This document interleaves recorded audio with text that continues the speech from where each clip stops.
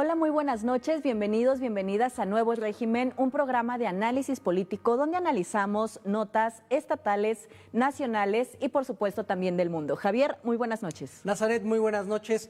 Un saludo a todo el público que nos está viendo a través de la señal del 26.1 de alta definición de RTV y también a los amigos de redes sociales. Pues iniciamos, si te parece bien, con las noticias estatales y Veracruz se mantiene entre los primeros lugares a nivel nacional en las actividades agropecuarias, forestales y pesqueras, con una generación económica altamente activa superior a 84,000 millones de pesos en lo que corresponde al cultivo del maíz blanco. En la administración de Rocío Nale García se ha triplicado la superficie de maíz atendida en los campos veracruzanos hasta en un 200%. ¿Qué nos puedes decir al respecto y por qué esta estrategia ha funcionado, claro, también con los programas de tractores comunitarios que tiene la gobernadora? Y otros más que tiene. Es fundamental entender que la gobernadora Rocío Nale, con los programas que tiene, ha ayudado a que los pequeños productores puedan aumentar la producción y en específico la parte de la producción de maíz. Esta parte es muy importante porque la gobernadora Rocío Nale ha hecho hincapié de que se debe apoyar desde Veracruz al proyecto de la 4T que tiene a mediano y largo plazo, de que debemos de lograr otra vez la soberanía alimentaria.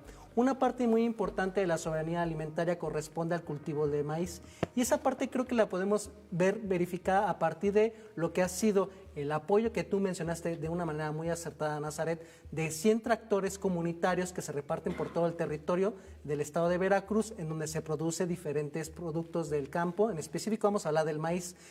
Esta posibilidad de dar un apoyo técnico con maquinaria, en el caso de los tractores y otros elementos específicos como fertilizantes, como granos mejorados, permitieron que prácticamente, como tú lo mencionaste, se pasara un 200% de aumento a la producción. ¿Y qué característica tiene este programa? De que se apoya a productores con una extensión menor a 10 hectáreas, es decir, se apoya a los pequeños productores que podríamos decir que también representan el 63% de la producción que produce, perdón por la redundancia, que se genera en el estado de Veracruz. Este 200% de aumento que estamos platicando equivale a un aumento de 20,000 a 60,000 hectáreas de producción del maíz blanco. Los principales municipios beneficiados se centran principalmente en el sur del estado, como por ejemplo Playa Vicente, Isla, José Azueta, Juan Rodríguez Clara, San Juan Evangelista y Santiago Xochiapa, que en estos municipios se han repartido más de 60,000 bultos de semilla para el beneficio de las comunidades de esa zona, que su principal actividad económica precisamente es la agroindustria. ¿Cómo estas actividades económicas pueden mejorar la economía de las y los veracruzanos en la producción del maíz y de diferentes? Por ejemplo, en la parte de los tractores, que va de la mano también con 2 trilladoras, 6 líneas automatizadas de criada, y el proceso de encostalado, 7 líneas de aislaje, permite en que aumente la capacidad de producción de acuerdo a los productores que tengan sus hectáreas, y esto va a generar la oportunidad de que tengan mayor cantidad de ganancias, porque al ser más rentable lo que son sus cosechas programadas a lo largo del año, da la posibilidad de que junto a lo que son programas, por ejemplo, lo de el apoyo con fertilizantes que da el gobierno de la presidenta Claudia Sheinbaum, otros apoyos que también destina para estos productores el gobierno del estado, generan las condiciones para que los productores tengan la oportunidad de obtener mayor cantidad de producto. Se ahorran una parte muy importante de lo que era la inversión de estos pequeños productores, de precisamente la renta de tractores. Por ejemplo, el gobierno del estado de Veracruz invirtió 40 millones de pesos para la adquisición de estos 100 tractores, como principal característica que son tractores hechos en Veracruz. Entonces, aparte de que los estés apoyando a ellos, generas a la pequeña industria estatal que se dedica a la producción de estos mismos. Una parte que creo que también es muy importante hacer destacar es que el gobierno del estado de Veracruz, encabezado por Rocío Nale, también tiene la práctica de ayudar a estos pequeños productores para la distribución con otros compradores del maíz, que son distribuidores a otras partes de la República Mexicana, y dentro de la lógica de apoyo gubernamental que tiene Rocío Nale, también se está asegurando que esta parte de asegurarle una cercanía con otros comercializadores, se les den precios justos y que se tenga la garantía también de que te van a tener acompañamiento por parte de las autoridades para poder asegurar que tengan cosechas aseguradas en su venta. Y una parte que también yo creo que es importante que acompañemos este gran crecimiento que ha tenido la producción de maíz en Veracruz es de que, por ejemplo, el gobierno de la presidenta Claudia Sheinbaum tiene el programa de precios de garantía. Sabemos que el maíz es fundamental en nuestro país y que lamentablemente nos dejamos llevar por precios internacionales, es decir, que varía mucho de acuerdo a lo que es la oferta y la demanda a nivel internacional, y la presidenta Claudia Sheinbaum tiene precios de garantía para evitar que los productores tengan pérdidas.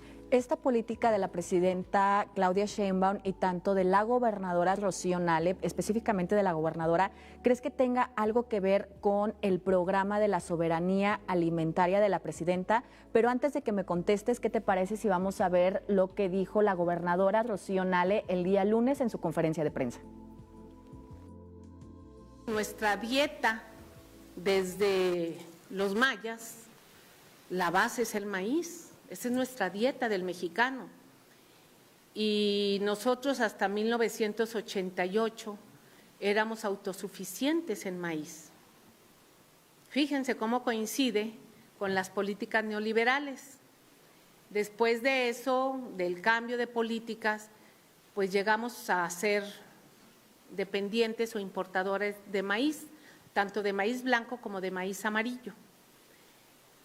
Desde el sexenio pasado, el presidente López Obrador, con el programa de Sembrando Vida, fue impulsar el apoyo para el cultivo del maíz blanco y del maíz criollo, para no perder la semilla criolla que tenemos. Aquí tenemos 7 casas para mantener la semilla criolla o el maíz criollo. Una de las casas que de verdad ya vimos y que el apoyo desde el año pasado que se ha dado y aumentó está en Alto Tonga, pero tenemos 7, hay otra en Tantoyuca. Y el maíz blanco, pues metimos este programa para, primero pues para apoyar a Veracruz en el autoabasto, pero también para la balanza alimentaria en México. Creo que este programa ayuda mucho para el Estado y para el país, y yo espero, de acuerdo al programa que trae nuestra presidenta, que en el 2035 nosotros no tengamos que importar, al contrario, regresemos a la autosuficiencia. Entonces es un programa que ayuda mucho para Veracruz y para el país, pues es nuestro alimento, es muy, muy importante. Y pues vamos a seguir apoyando cada año estamos en eso. Ya lo mencionó la gobernadora Rocío Nale, para el 2035 se planea que tengamos precisamente esta soberanía alimentaria y que ya no tengamos la necesidad de importar productos.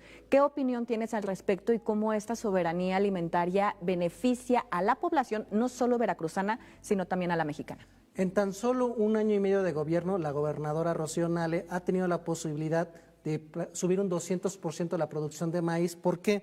Porque si pasamos de las 20,000 a las 60,000 hectáreas que se produce el maíz en territorio veracruzano, hablamos que va de la mano con lo que son los tractores y otros elementos para el apoyo a los pequeños productores menores a 10 hectáreas. ¿Por qué? Porque se ha demostrado que con la capacidad que se tiene de darle este apoyo técnico y de maquinaria a los productores de Veracruz, se puede aumentar entre un 30 a un 55% la producción de lo que es el maíz. Entonces, esta parte es muy importante porque pocas personas saben que, por ejemplo, el territorio nacional, la gran mayoría de lo que es su superficie son zonas montañosas o desiertos. Solamente tenemos un 27% de territorio que podría ser cultivable. Entonces, bajo este esquema de dar apoyo técnico y especializado a los productores junto a la maquinaria, va a permitir aumentar la producción y poder cubrir la demanda tanto nacional y veracruzana. Y esta parte es muy importante porque casi estoy seguro que con lo que se tiene de proyecto para la administración de Rocío Nale, el estado de Veracruz se podría consolidar como la 5ª entidad productora de maíz en todo el territorio nacional.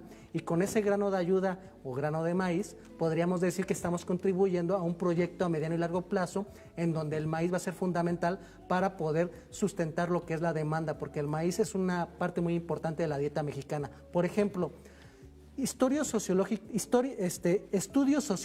e históricos, antropológicos, nos mencionan que también el surgimiento de las grandes civilizaciones se dio a partir de la producción de una manera intensiva de los grandes granos a nivel global. Por ejemplo, en Asia fue el arroz, En el caso de Europa y el norte de África fue el trigo, y en la parte del continente americano como punto de origen es el maíz. Entonces, esta parte es muy importante porque estamos hablando de una domesticación milenaria que han tenido los pueblos originarios de México, y lo que decía la gobernadora Rocío Nale de estas 7 casas de rescate a los granos del maíz criollo va a permitir poder tener un rescate de lo que ha sido la diversidad de diferentes granos de maíz que tenemos en territorio veracruzano y mexicano, porque lamentablemente durante el periodo neoliberal, tanto en México como a nivel internacional, se trató de hacer modificación genética a los granos del maíz para evitar que se pudiera dar una mejora tradicional que se tiene, como lo hacían las antiguas civilizaciones mesoamericanas, y a la vez de que estos granos que te vendían de manera modificada no tuvieran la oportunidad de reproducirse. O sea, es decir, que esas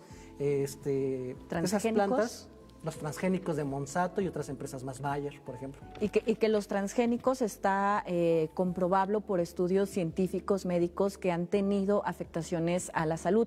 Y para terminar este tema, ¿tendrás de casualidad los datos de los estados que superan en la producción al estado de Veracruz en el maíz? Es Sinaloa, Michoacán, Estado de México y, si no me equivoco, se me está yendo, pero bueno. Bueno, pues la meta es de que Veracruz sea pionero y potencia en la producción del maíz. Vamos al siguiente tema.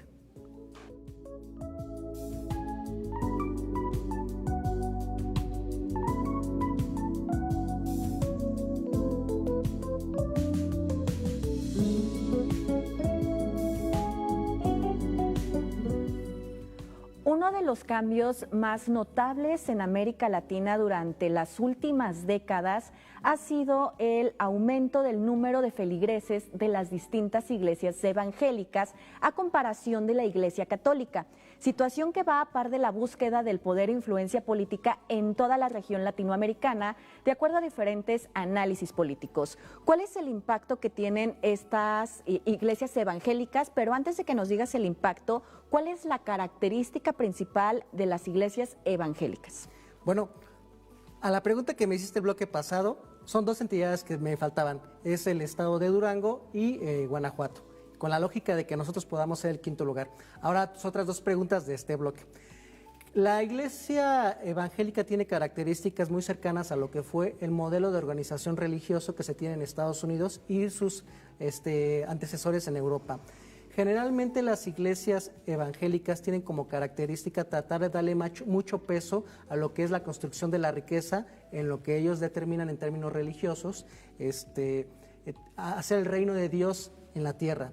A diferencia, espero no hacer generalizaciones, insisto, es análisis muy general, de que en la lógica del catolicismo a veces tú puedes tener una situación de vida de pobreza, pero bajo el esquema católico tú puedes tener una oportunidad en el cielo, no importando que seas pobre. Entonces, ¿qué es lo que pasa?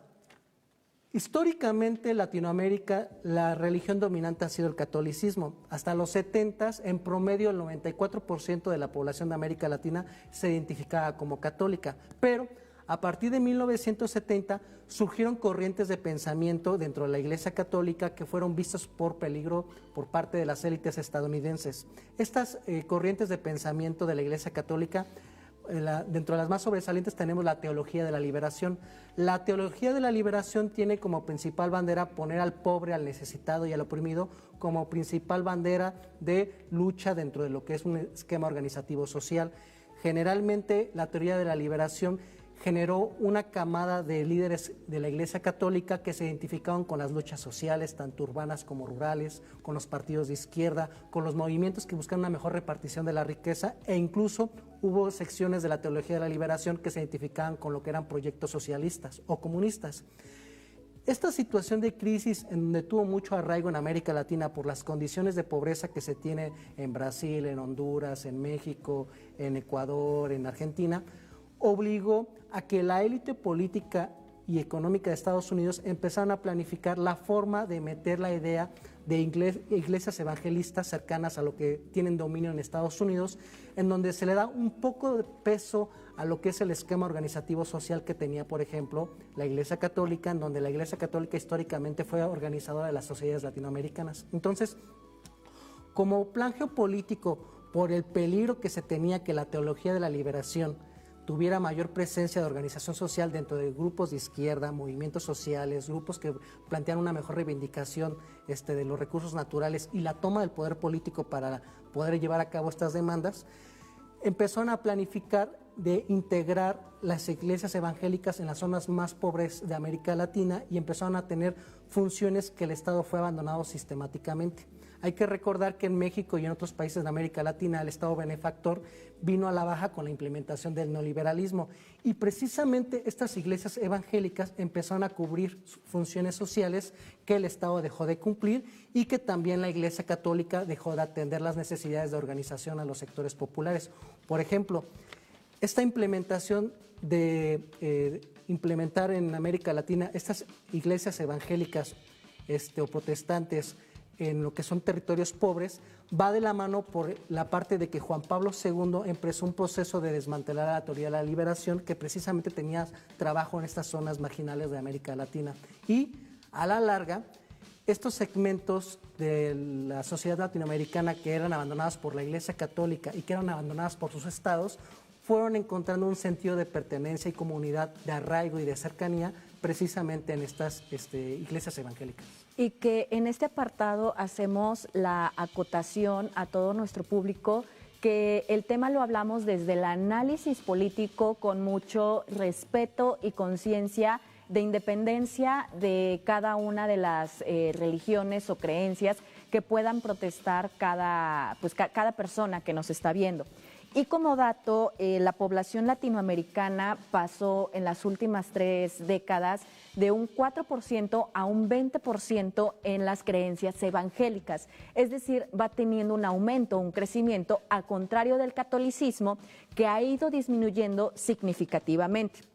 Y algo curioso por acotar es que en el Estado mexicano, la legislación mexicana te dice expresamente que ninguna persona que pertenezca al Estado eclesiástico puede participar en actividades políticas, pero el Estado eclesiástico es exclusivamente de la Iglesia Católica. Sin embargo, también se agrega una acotación a ningún ministro de algún culto religioso, pero esos ministros de culto religioso son solo aquellos aprobados por la dirección o por las secretarías de asuntos religiosos. Por lo tanto, todas las personas que practican alguna religión, siendo líderes evangelistas, pueden tener participación política o movilización electoral dentro de las campañas electorales, y es lo que se ha estado presenciando en el territorio de Latinoamérica principalmente, en donde pues de 20 países, prácticamente 12 países son de ultraderecha o de derecha con tendencia a lo evangelista. ¿Y qué te parece, Javier, si para continuar vamos a ver unas tablas, unas imágenes que hacen referencia de precisamente esta expansión que ha tenido el evangelismo? Correcto, vamos a verlas.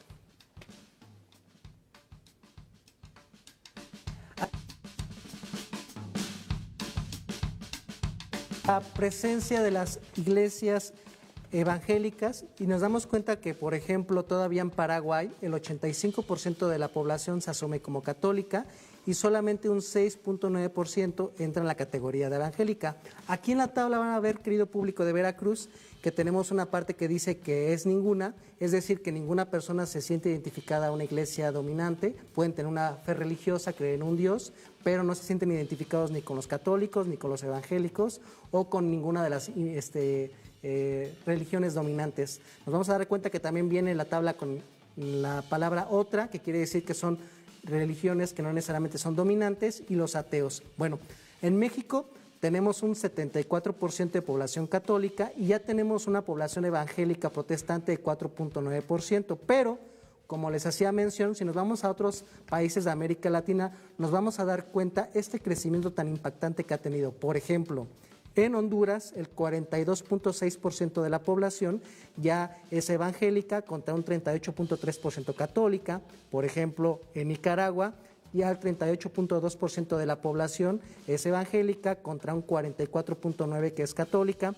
Tenemos un caso también muy paradigmático que es Brasil, donde el 54% es católica y un 24.8% es evangélica. Este caso es interesante porque para los 70s, en Brasil, por ejemplo, el 93% de la población se consideraba católica. Y otro punto acá a considerar es que al menos Honduras, El Salvador, Guatemala tienen un alto porcentaje, casi igual o en un caso mayor, de evangélicos a comparación de los católicos, y es en donde hay una mayor tendencia a gobiernos de derecha o de ultraderecha. Esto, claro, no estamos generalizando, pero sí es un dato de análisis por dilucidar o analizar o ver qué es lo que está pasando en esos países. Por ejemplo, en Brasil, el peso de los evangélicos ya se calcula que es un 8% en términos electorales, que puede ser muy definitivo porque últimamente las tendencias electorales que son competencias muy cerradas. Entonces, un 8% es muy definitivo cuando la competencia electoral, por ejemplo, entre el PT o el partido que apoya a Bolsonaro, va a tener una situación muy cerrada de acuerdo a las encuestas. Y que estos datos son de 2020 y ya han pasado 6 años de eso, y que posiblemente el catolicismo haya disminuido y los evangélicos hayan aumentado en sus feligreses. Es correcto, Nazaret. Datos de Latinobarómetro. Perdón. Vamos a ver el siguiente mapa, que es el peso del catolicismo en América Latina. Por favor, le vamos a pedir a producción que nos los pueda poner. Bueno, pues acá vemos los adultos en cada país que se identifican como católicos por año, y acá ya podemos ver la variación que ha tenido en las últimas décadas. Bueno, en la última década, de 2013, 2014 a 2024, cómo ha cambiado en esos 10 años.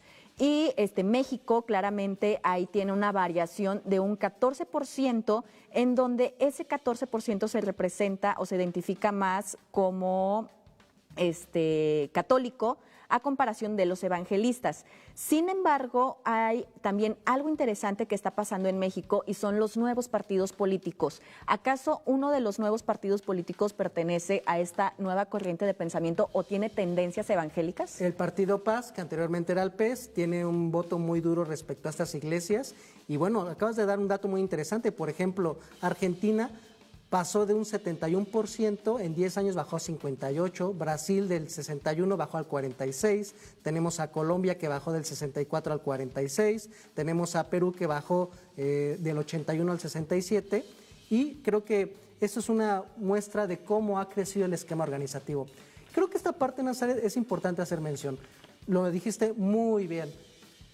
Respetamos la parte de lo que es la posición religiosa de cada uno de los ciudadanos de México y de América Latina, pero una realidad es de que estas iglesias evangelistas han tenido mucha participación política y han cerrado elecciones para definir los triunfadores. Actualmente tenemos en Latinoamérica elecciones muy cerradas entre dos fuerzas políticas, generalmente una de izquierda y una de derecha, y precisamente el voto evangélico, que actúa en bloque, ha definido el voto a favor de proyectos de extrema derecha que son muy cercanos, por ejemplo, a Donald Trump. Pues parecería que es una tendencia en América Latina irse a la derecha, a la ultraderecha, y también pues con los partidos políticos. Mientras tanto, vamos a una pausa y volvemos a Nuevo Régimen.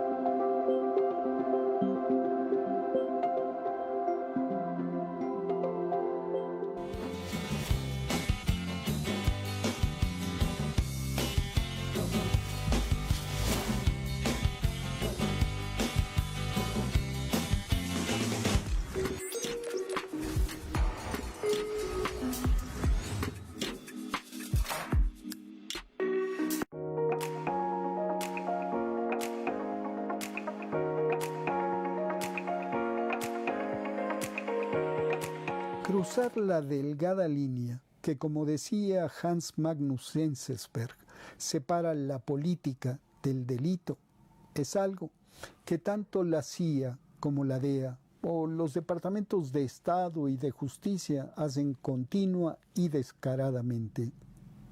Pactar con terroristas o con criminales dentro y fuera de los Estados Unidos, aliarse con ellos, convertirlos en instrumento de su política exterior o de su sistema de justicia, usarlos como arietes en sus proyectos de dominación global aun cuando públicamente se les considere como enemigos, es algo común. Millones de vidas se han perdido en todo el mundo a causa de este brutal pragmatismo de carácter típica y anacrónicamente absolutista. No hay ley, imperativo ético, consideración moral o humanitaria de ninguna especie que se antepongan a los intereses de Washington. El gobierno de los Estados Unidos no solo cría cuervos, los arma hasta los dientes. Así pasó con Osama Bin Laden y el Estado Islámico, que luego le sacaron los ojos.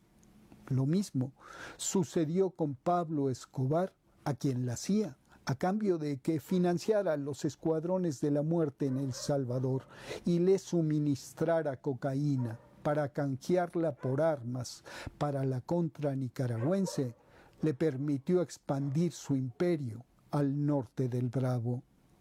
Aquí, en México, tocó a Vicente Fox y a Felipe Calderón, que fueron cómplices el 2006 en el robo de la presidencia y que encumbraron a Genaro García Luna, someterse a los designios de la DEA y proteger al Chapo Guzmán y al cártel de Sinaloa. Cuando, en el 2018, Andrés Manuel López Obrador se propone detener la matanza, construir la paz que es fruto de la justicia y recuperar la dignidad y la independencia de México, la DEA y la ultraderecha estadounidense dan un giro estratégico a su alianza con los chapitos.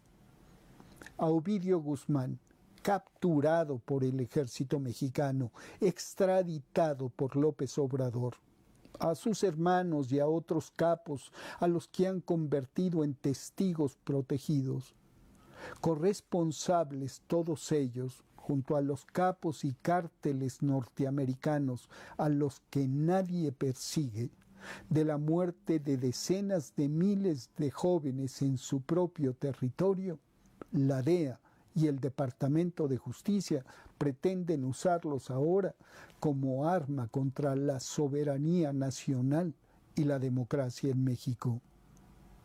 Quien mata, traiciona. Quien traiciona, miente. Así son estos aliados de la DEA, estos cuervos que han cegado ya tantas vidas y que cantarán lo que les ordenen. No importa, al final, y como dice Hannah Arendt, la mera acumulación de mentiras no logra transformar completamente la realidad. Y aquí, el pueblo sabe que ni su presidenta ni su gobierno pactan con criminales. Se equivocó Biden al permitir que el FBI interviniera en México y que Ken Salazar, su embajador, mintiera. Se equivocará Trump si sigue sus pasos.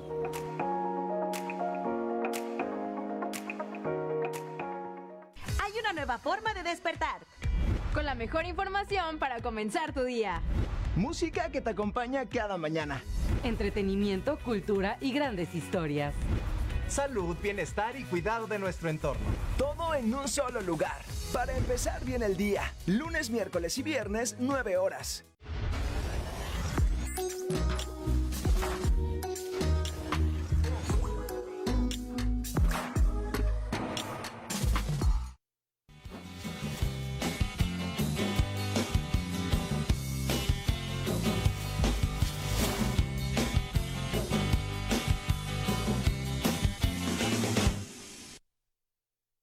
Ya estamos de vuelta en Nuevo Régimen, un programa de análisis político, y en esta etapa vamos a abordar el tema de las noticias internacionales.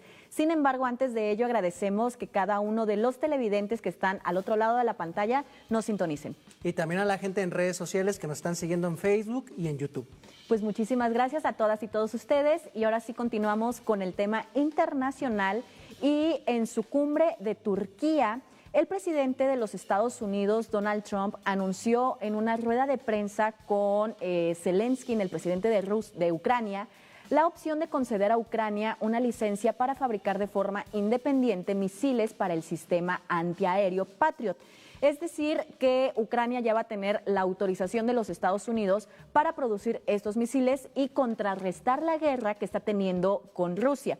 Sin embargo, ¿por qué es el interés de Estados Unidos en que Ucrania ya pueda tener la licencia para estos misiles? La tendencia en los últimos meses entre el conflicto militar de Rusia y Ucrania ha mostrado que, aparte de la gran cantidad de bajas que hay en el frente, la parte de la utilización de tecnología de drones y misiles en lo que son los conflictos entre estas dos naciones. Por ejemplo, ya no nada más es toda la región oriental donde hay conflicto, en donde, por ejemplo, Zelensky presumió en la cumbre de la OTAN de que en promedio se mueven 30,000 soldados rusos en el frente. Actualmente se calcula que ya van más de 2.100.000 muertos en esta guerra que lleva 4 años, de los cuales prácticamente un poco más de 800,000 corresponderían a rusos y un poquito más de 500,000 correspondían a ucranianos, 1.200.000 a rusos y 800,000 a ucranianos. Ahora, ¿qué está pasando en esta nueva etapa de la guerra?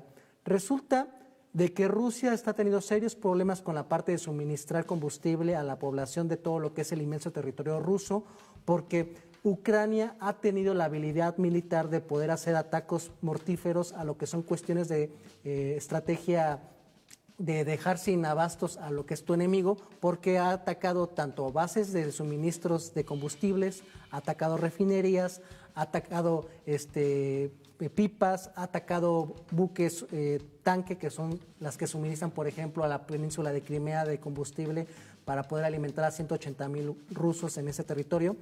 Y esto ha generado que como contraataque también Rusia empieza a utilizar sus drones y sus misiles Iskander, que por ejemplo tienen una capacidad de sobrepasar los 10 Mach, que el actual sistema de misiles que produce Ucrania no tiene la capacidad de poder tumbarlos. Entonces, estos misiles también están atacando zonas estratégicas de Ucrania. Entonces, con el anuncio que hace Donald Trump de darle posiblemente la autorización a Ucrania para que pueda desarrollar estos misiles Patriot, daría la oportunidad de poder contrarrestar la parte de lo que son los ataques rusos que han sido efectivos en la parte de lo que es el ataque a todo el territorio.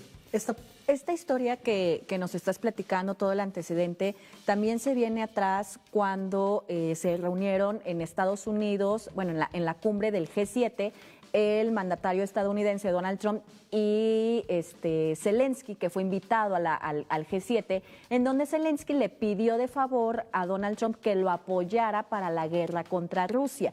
Y ahorita en Turquía, en la de la OTAN, ya es que se presencia este apoyo que está brindando Donald Trump y podemos quizá afirmar que sí se va a dar este otorgamiento de licencias. Pero ¿qué te parece, Javier, si antes de continuar con el tema vamos a ver lo que dijo el presidente Donald Trump precisamente en la cumbre de la OTAN en Turquía? Señor presidente, ¿permitirá que Europa fabrique interceptores Patriot? ¿Está de acuerdo con compartir esa tecnología? ¿A qué te refieres? Sobre si Europa fabricará interceptores Patriot. Me imagino que te refieres a Ucrania. Bien, eso es algo de lo que quiero hablar. Próximamente compartiremos con nuestros aliados la tecnología necesaria para que puedan fabricar interceptores Patriot. Es una tecnología muy complicada, pero les enseñaremos cómo hacerlo y estoy seguro de que lo entenderán rápidamente. Además, la compañía que los fabrica está construyendo 4 plantas nuevas en estos momentos y podrán fabricarlos en 2 o 3 meses. Así que si quieren tener uno nuevo, ya no tendrán que esperar mucho tiempo para poder usarlo. Y será igual con los Tomahawk. Tenemos mucho equipo militar, incluido el más avanzado tecnológicamente, pero para una guerra no siempre hace falta el equipo más sofisticado. Y uno de los temas que vamos a discutir es la entrega de las licencias para desarrollar los interceptores Patriot, lo cual es muy bueno, ¿cierto? Así no podrán quejarse de que no les estamos dando ayuda suficiente. Aún no hemos informado a la empresa, pero no creo que haya ningún problema. Es más, creo que les va a encantar la idea. Aquí la pregunta principal que surge es ¿por qué Donald Trump o por qué Estados Unidos tiene que autorizar que Ucrania pueda fabricar estos misiles Patriot? Y la respuesta es porque Estados Unidos es dueño de estas patentes. Ahora, la siguiente pregunta que surge es ¿por qué Estados Unidos tiene este interés en apoyar a Ucrania desde el armamento del conflicto que se ha dado con Rusia, a pesar de los diferentes diálogos que han tenido y a pesar de que también se ha demostrado que Donald Trump tiene un historial ya de perder guerras y de estar en conflicto con casi todo el mundo. Biden, cuando le tocó la etapa de la guerra entre Ucrania y Rusia, se negó a suministrarle misiles intercontinentales o de largo alcance a Ucrania, con el temor de poder provocar de que Rusia tomara esta medida como una provocación. Ahora que Ucrania ha demostrado que tiene la capacidad con la producción propia y con los componentes que les venden en Occidente de poder atacar territorio ruso, tengo dos hipótesis políticas. La primera, que al tener Rusia un problema de suministro de combustible producto de los ataques de la producción de misiles y drones ucranianos, Estados Unidos está contemplando que el conflicto se va a alargar, lo que le generaría la debilidad política, económica y militar a uno de sus principales adversarios geopolíticos, que es Rusia. Dos, mi segunda hipótesis plantea de que hace algunas horas salió un comunicado entre 9 países europeos y Ucrania para tratar de implementar un esquema de misiles de defensa de todo el continente europeo que dijeron que iban nada más a ser para cuestiones de defensa. Estos países que lo conforman son evidentemente Ucrania, tenemos también metidos ahí a Francia, Reino Unido, Alemania, Italia, Países Bajos, Noruega, Dinamarca, Suecia y España. El objetivo que se planteó por parte de lo que fue la comunicación del presidente de Francia, Macron, que fue el que dio la resolución que anunciaron hace algunas horas, es de que se plantea un escudo de defensa por la coyuntura que se demostró en donde Rusia tuvo la capacidad de poder invadir un país europeo, que en este caso es Ucrania, y la realidad es de que Ucrania en 4 años ha logrado de producir una industria militar muy eficiente, tanto para la producción de misiles, que ellos le llaman flamingos, por ejemplo, que son de producción propia, y la de los drones. Entonces, ¿Ucrania pertenece, ahí sí respuesta, sí o no, ¿Ucrania pertenece a la Unión Europea? No. No, ok. Entonces, si Ucrania no pertenece a la Unión Europea, a los países que sí pertenecen a la Unión Europea, ¿por qué les importa Ucrania? O sea, ¿verdaderamente sí les importa o solamente tienen miedo de que un misil ruso ataque a uno de sus países? La realidad es que Ucrania es el campo de batalla de conflicto entre la OTAN y Rusia. Ese es el campo de batalla. Y, por ejemplo, Zelensky, en esa misma reunión que hubo en Turquía ante los integrantes de la OTAN, donde Ucrania fue invitado, presumió de que la producción de misiles que tiene la industria ucraniana ha tenido grandes avances en 4 años. Por ejemplo, dice que el proyecto Freya es a partir de una empresa ucraniana que se llama Fairpoint, que es 5 veces más barata en la producción de misiles comparados con lo que es la producción de Patriot. Creo que por aquí va la clave, de que la élite económica, militar y política de la OTAN está viendo la posibilidad de poder ampliar el conflicto bélico con Rusia para poder seguir desgastándola, utilizando Ucrania en lo que ha sido su avance en 4 años de producción de armas y la parte de suministrar en términos de elementos tecnológicos para que puedan aumentar todavía su producción. Creo yo que esa podría ser la hipótesis respecto a por qué Donald Trump dio el cambio de opinión para que puedan producir los Patriot. ¿Te parece si vemos unas imágenes de cómo están los Patriot y cómo es de que o cuáles son sus características principales de este sistema de defensa? Claro que sí. La gente puede ver en su pantalla que estos son los sistemas de defensa Patriot. Tienen la capacidad de contrarrestar misiles balísticos tácticos, misiles de crucero, objetivos de pequeña sección de radar y aviones de última generación. Tiene una capacidad de llevar una carga explosiva de 91 kilos, tiene un peso de 700 kilos, tiene un alcance de hasta 160 kilómetros y tiene una capacidad de llegar a una altura de 25 kilómetros. Tiene una longitud aproximadamente de 5.8 metros. Esto es una de las máximas representaciones del poderío en misiles de Estados Unidos. Y para concluir mi explicación de lo que es el sistema Patriot, nos vamos a dar cuenta que puede llegar a la velocidad Mach 5, es decir, alcanzar una velocidad de 6.174 kilómetros sobre hora. Es decir, una máquina de guerra para matar.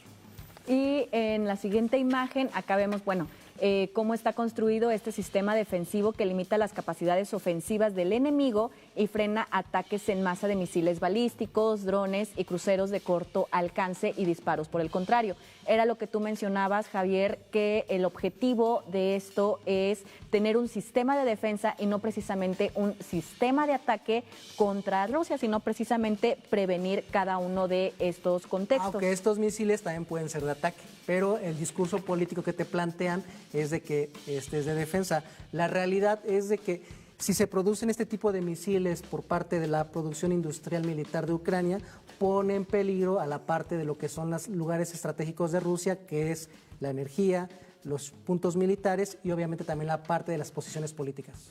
Tenemos en claro que la guerra es mala y es fea en todos los contextos. Sin embargo, de manera resumida, ¿crees que Estados Unidos todavía sea su negocio predilecto el generar guerras para tener ingresos? Precisamente Ucrania y la OTAN van a ser sus primeros compradores de este tipo de armamento. Bueno, pues, ¿qué te parece si vamos al siguiente tema?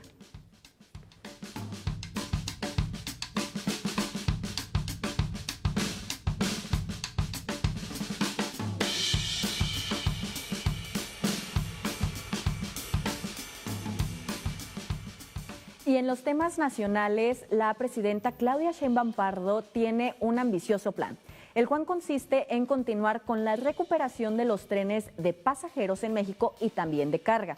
Este proyecto inició con el expresidente de México, Andrés Manuel López Obrador, con 2 trenes, el Tren Maya y el Tren Interoceánico. ¿Cuál es la importancia de retomar estos trenes en México y por qué también se dejaron en el abandono y también por qué la Cuarta Transformación o los gobiernos de la Cuarta Transformación han decidido retomarlos? El neoliberalismo tenía la lógica de crear monopolios en el sistema de transporte interno, primero con las aerolíneas y luego con las empresas de autobuses. Todo el mundo que hemos viajado en autobús, en avión, nos damos cuenta que existen monopolios que tienen el control del mercado. En el caso, por ejemplo, de las rutas de autobuses, sabemos que es una sola empresa la que tiene el control de la parte del Golfo, una sola empresa la que tiene mayoría en la parte de lo que es la distribución en la península de Yucatán y la zona cercana a la Ribera Maya, otra empresa la que tiene el sur-suroeste y otras que se van al norte. O sea, prácticamente lo que dice Marx son trucks, grupos monopólicos que se reparten en el mercado. Y una de las opciones que tenía generalmente la población mexicana era precisamente el sistema de trenes. Con la privatización que implementó Ernesto Zedillo de los trenes mexicanos, se convirtió en un modelo de saqueo de los recursos naturales, en donde la mayoría de las materias primas que se requería para la industria estadounidense precisamente era sacada del país a través de los trenes de esta extensa red ferroviaria. Entonces, si ahora tenemos el proyecto revivir el sistema de trenes por toda la República Mexicana, es dar la oportunidad de que la población mexicana tenga otra alternativa de comunicación al interior del país. Y al darle otra oportunidad de tener una alternativa de comunicación, nos damos cuenta que le damos la posibilidad de que la población pueda abaratar costos porque se aumenta la posibilidad de tener un modelo de comunicación eficiente, seguro, rápido y sobre todo dentro de lo que es el proyecto de la presidenta Claudia Sheinbaum, tiene un proyecto de conectividad que va del centro al Pacífico y del centro al norte del país, con la lógica de tratar de conectar a los principales estados en términos industriales, en términos de mayor cantidad de población y generar las condiciones de movilidad para los sectores de trabajadores, para los sectores de turistas o para los sectores estudiantiles que toman la decisión de utilizar esta alternativa. En el periodo neoliberal, el único tren de pasajeros que permaneció es el que está al norte del país, el Chepe, que posteriormente se volvió altamente turístico. ¿Crees que con la creación del Tren Maya, del Interoceánico, de toda esta red ferroviaria que se va a implementar, se pueda atraer un turismo y tener mayor movilidad de estado a estado o de un punto a otro, así como lo tienen, por ejemplo, en Europa? Bueno, que en Europa los países son muy pequeños, no alcanzan ni siquiera territorialmente para abarcar la República Mexicana, pero para que sí exista esa interconectividad entre un punto y otro. Precisamente en la parte de las características turísticas que tiene el país, tenemos la parte de la conectividad que inició el proyecto de la 4T. Ya lo habíamos hablado en otra emisión de Nuevo Régimen. El Tren Maya tiene como característica tratar de atraer esos 20 millones de turistas que llegan a la zona de Tulum, Cozumel, Cancún, para que conozcan otras partes del territorio nacional, conozcan Yucatán, Chiapas, Campeche, otras zonas de Quintana Roo, y tratar de diversificar la derrama económica en beneficio de todas las comunidades de otros 5 estados de la República. También ahí entraría Chiapas y Tabasco. Tenemos zonas arqueológicas, parques naturales, playas en toda esta región de la península de Yucatán y la parte sureste correspondiente a Tabasco y Chiapas. Ahora, la parte de lo que es el istmo de Tehuantepec, también tenemos ahí una parte de conectividad entre lo que es el estado de Veracruz y el estado de Oaxaca. Y con los proyectos que tiene la presidenta Claudia Sheinbaum es conectar el Bajío, la zona del altiplano y el norte del país con la parte también, por ejemplo, de lo que es la zona más poblada del país posterior a la Ciudad de México, que es Guadalajara y su zona metropolitana. Pues, ¿qué te parece si lo que nos comentas lo vemos en la pantalla con el mapa, en donde menciona precisamente esta conectividad que está de Monterrey a Ciudad de México y las partes de abajo? Como se pueden dar cuenta, público, aquí vamos a ver lo que es el proyecto de la presidenta Claudia Sheinbaum. Nos vamos a dar cuenta que el primer tramo corresponde a lo que es el AIFA, que conectaría a Pachuca. Esta línea es muy importante porque en el estado de Hidalgo se tiene una parte de un desarrollo industrial muy importante, en donde la participación del estado de Hidalgo es darle una conectividad a otra región importante en términos industriales, que es la correspondiente a la parte norte de la Ciudad de México y la parte del poniente del estado de México. Esa es la primera parte, y incluso la parte de la conexión del AIFA, que también da con la Ciudad de México, con la zona de la antigua estación de trenes que estaba en la capital de la República. Otra parte muy importante es la conectividad de la Ciudad de México a Guadalajara. El estado de Jalisco sabemos que es de las entidades más pobladas de nuestro país, pero si nos damos cuenta en el recorrido de lo que es el proyecto de la Ciudad de México a Guadalajara, pasa por partes muy importantes de nuestra República. Pasa por Guanajuato, una zona muy importante en términos de producción agrícola, una zona muy importante en la producción industrial y una zona muy importante en términos turísticos. También pasa por la zona de Querétaro.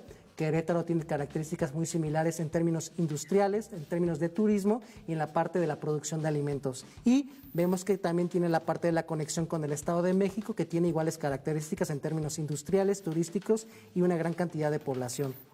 También vamos a ver la otra ruta que conecta la Ciudad de México con Nuevo Laredo, pasando por otro de los puntos más importantes correspondientes a la zona norte, que es San Luis Potosí, que también se ha convertido en un importante motor de atracción de inversiones extranjeras en términos industriales, tiene importantes zonas turísticas y la parte histórica de Nuevo León, en donde sabemos que tienen una industria en términos de lo que es la transformación desde los 40. Y la parte innegable, la principal conexión del mercado mexicano que se tiene con Estados Unidos, precisamente en la frontera de Nuevo Laredo, es la principal fuente de ingresos, tanto de mercancías, de persona y de cantidad de intercambio de comercial en lo que tenemos como acuerdo con Estados Unidos en el TEMEC. Entonces, es una parte de vital importancia en términos de desplazamiento de población, de turismo y de movilización de personas a zonas industriales. Y que este proyecto de Nuevo Laredo a Ciudad de México puede permitir precisamente, sí, la industrialización, pero también la importación quizá más económica, ya se verá, de algunos de los productos que vienen de Estados Unidos a México, con independencia de los aranceles, y claro, dependerá también del TEMEC. Pero vamos a ver lo que dijo la presidenta Claudia Sheinbaum en la mañanera respecto a este tema. El tren es una forma de comunicación muy especial. Primero, la comodidad, la seguridad, la rapidez. Pero a diferencia del avión, donde vas Ciudad de México, Nuevo Laredo, Ciudad de México, Monterrey, pues vas conectando ciudades. Entonces es una comunicación que no solamente es su origen y su destino final, sino los poblados, las ciudades que van conectando. Entonces se vuelven también formas de comunicación locales. Y al ser formas de comunicación locales, pues se fomenta el desarrollo en esa zona. Muchas estaciones de ferrocarril que existían cuando existían los ferrocarriles de pasajeros, que después fueron privatizados con Zedillo, pues representaban una economía local muy grande, muy, muy grande. La estación, la alimentación que reciben los pasajeros, en fin, todo lo que se desarrolla alrededor de una estación de tren. Entonces, no solamente es la conexión del origen y el destino final, sino el desarrollo que se genera a partir del ferrocarril. En lo personal, nunca he vivido esa experiencia de poder viajar en un tren de pasajeros, pues obviamente porque el periodo neoliberal nos limitó de esa posibilidad de tener acceso quizá a una movilidad más eficiente, más efectiva, incluso a veces más rápida o segura que viajar en un autobús de los monopolios que tú mencionaste hace rato. Y creo que dentro de lo que es el proyecto de la construcción de estas líneas férreas, en el proyecto de la segunda etapa de la transformación con Claudia Sheinbaum, una parte que hay que destacar es la generación de empleos. Se calcula que tan solo en el año 2025 se generaron 600,000 empleos dentro de lo que es el esquema de los directos y los indirectos.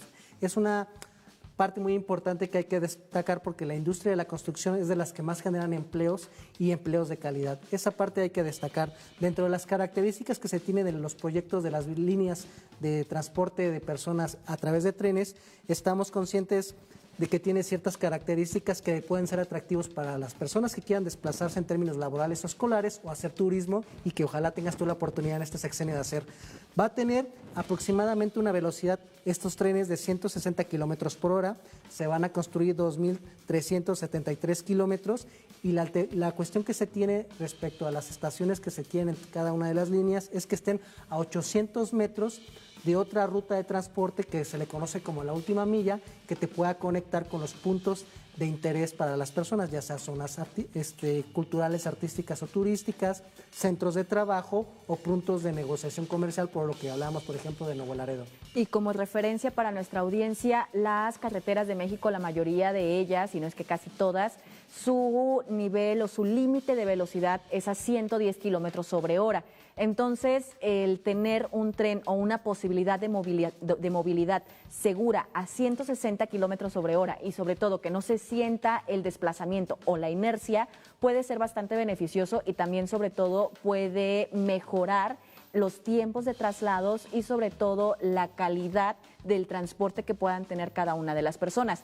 ¿Crees que se pueda venir una generación que necesite profesionalizarse en el tema de los trenes? Sí, sin duda, porque vamos a requerir profesionistas que estén en la parte de la operación técnica, tanto en las máquinas como en la parte de los sistemas de monitoreo y obviamente también la generación de miles de empleos en las zonas donde van a estar estas estaciones, porque se va a generar la necesidad de vivienda, la necesidad de negocios para alimentos y también la parte de poder distribuir a la población que quiera ir, por ejemplo, a zonas turísticas. Entonces, es una oportunidad de generar empleo para toda la República Mexicana.